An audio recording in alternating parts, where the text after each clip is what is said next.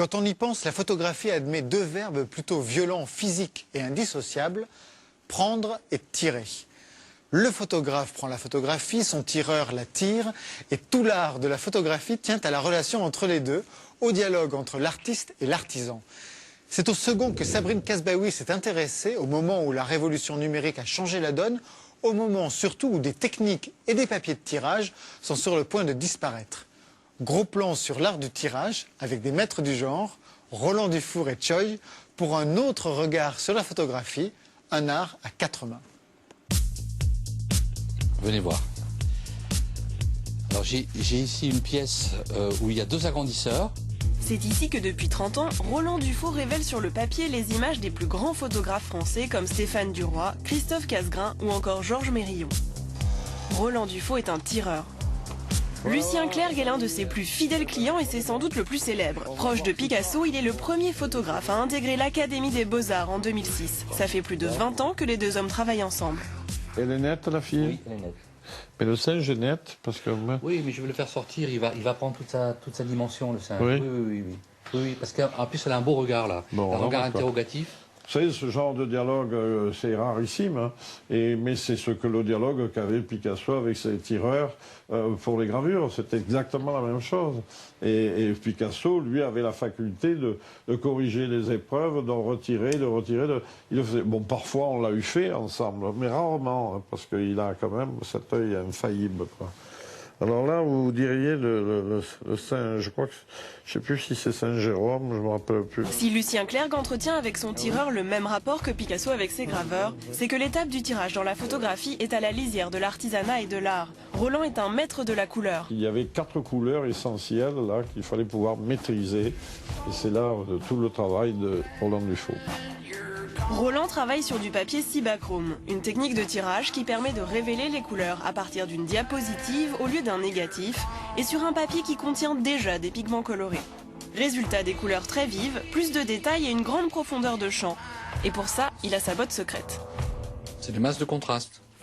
Ça sert à contrôler le contraste de la diapositive, c'est-à-dire de contrôler, de protéger les parties très claires de l'image par rapport aux parties très sombres. Je suis le dernier à le faire. C'est une technique issue de la photogravure et de l'imprimerie et ça donne du modelé et de la précision au tirage.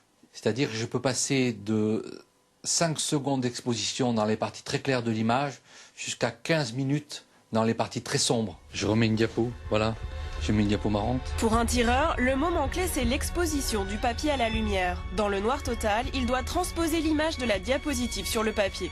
Voilà, on éteint la lumière. Petit rappel, plus le temps d'exposition est long, plus la zone est claire et inversement.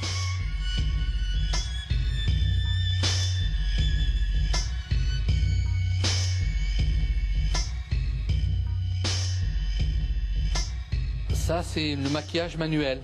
C'est-à-dire qu'avec les mains, je protège les parties que je veux exposer très peu par rapport aux parties très sombres que je vais faire monter. C'est fermé? Oui. Georges Mérillon est l'auteur de cette photographie d'actualité, La Pietà du Kosovo, qui est devenue une icône du photojournalisme. Ta participation à cette image, c'est l'apparition de cette vieille femme derrière, qu'on ne perçoit à peine sur la diapositive originale, et qui disparaît systématiquement dans tous les tirages presse. Il y a des images où il y a une interprétation très limitée. Il faut être très précis dans la restitution des couleurs et des contrastes. Et après, il y a des diapos où il y a des écarts de contraste très importants. Et là, on peut interpréter et sublimer le tirage.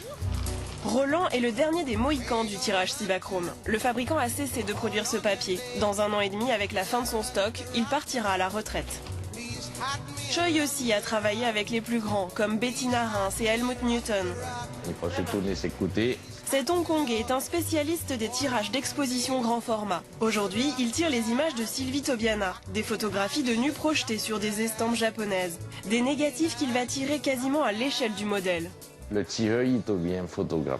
Avec chaque personne, je deviens la personne lui-même. D'abord, il faut l'écouter, exprime le format, la valeur, la présentation, le recadrage. Il faut que je devienne la personne. Tant qu'un tirage ne le satisfait pas, Choi recommence. Son perfectionnisme a fait son succès auprès des photographes. D'ailleurs, Helmut Newton n'hésitait pas à l'appeler maître. Helmut, il a dit souvent, Choi, c'est un très beau tirage, mais elle ne me fait pas bander. Donc, oubliez-la. OK? C'est pas une technique, ça devient une magie. Preuve que Choi est plus qu'un simple tireur. En 2008, il a exposé à la Maison européenne de la photo sa propre série, Autoportrait aux enfers.